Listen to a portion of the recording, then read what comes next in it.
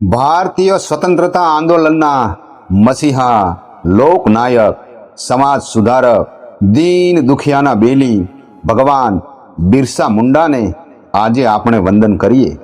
ભારતના ઝારખંડ રાજ્યમાં ખૂંટી પ્રાંતમાં ઉલીહાતુ ગામે આદિવાસી પિતા સુગના મુંડા અને માતા કરમી હાટુના ઘેર 15મી નવેમ્બર 1875માં ભગવાન બિરસા મુંડાનો જન્મ થયેલ। બાળપણમાં જ સતેજ બુદ્ધિશાળી હોવાથી પિતાએ તેમને ચાયબાસામાં જર્મન સ્કૂલમાં ભણવા માટે બેસાડ્યા। ઈસાઈ સ્કૂલમાં અભ્યાસ કરવા માટે ઈસાઈ ધર્મ અપનાવવો પડે એવો નિયમ હોવાથી બિરસા નામ બદલીને બિરસા ડેવિડ નામ રાખવામાં આવ્યું।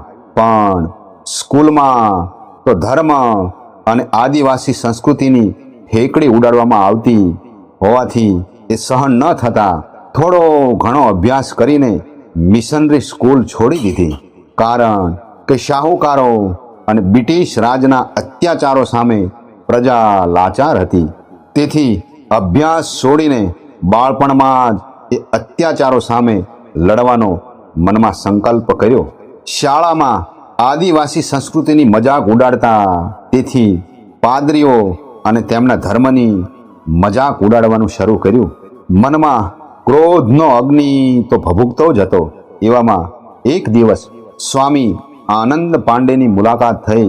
તેમની પાસેથી ધર્મ, સંસ્કૃતિ, અધ્યાત્મ અને પ્રકૃતિ પ્રેમ વિશે ગહન વાતો સાંભળી। ત્યારબાદ તેમના જીવનમાં અલૌકિક ઘટનાઓ ઘટવા લાગી।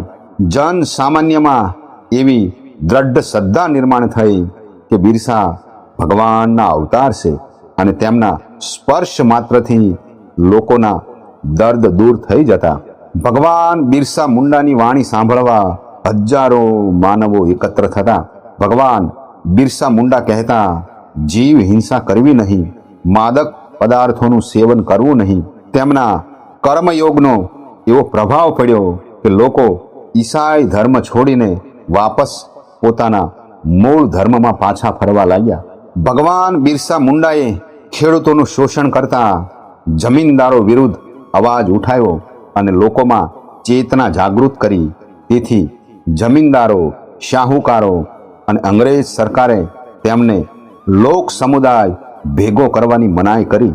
ભગવાન બિરસા મુંડાએ કહ્યું કે હું તો અમારા સમાજને અમારો ધર્મ શીખવાડું છું, પણ આ ક્રાંતિની જવાળાથી અંગ્રેજ સરકારના પાયા હચમચી ગયા।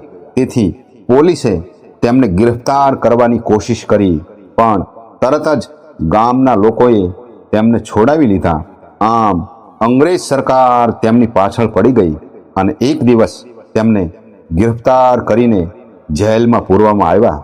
જેલમાંથી છૂટીને બહાર આવ્યા બાદ ભગવાન બિરસા મુંડાએ પોતાના અનુયાયી ભક્તોના 2 સંઘ નિર્માણ કર્યા, જેમાં એક સંઘ ધર્મનો પ્રચાર પ્રસાર કરે અને બીજો સંઘ લોકોમાં સામાજિક અને રાજકીય જાગૃતિ નિર્માણ કરે।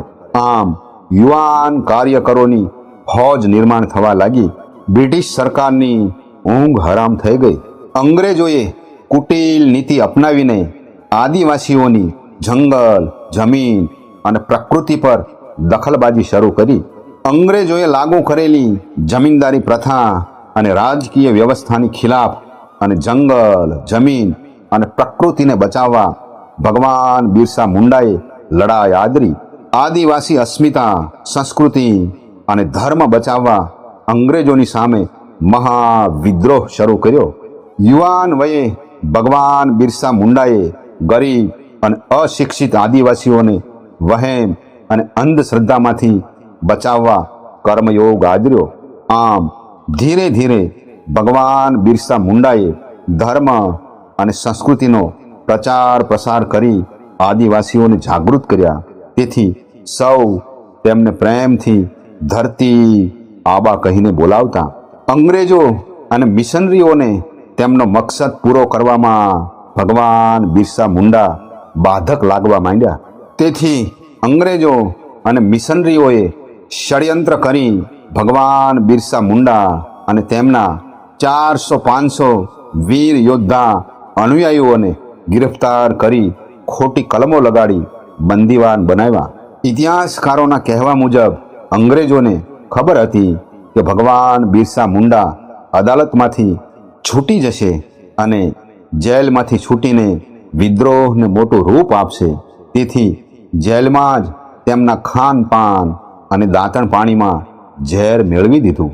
ઈસવીસન 1909 જૂનના દિવસે બંદીખાનામાં તેમને ઉલટીઓ થવા લાગી.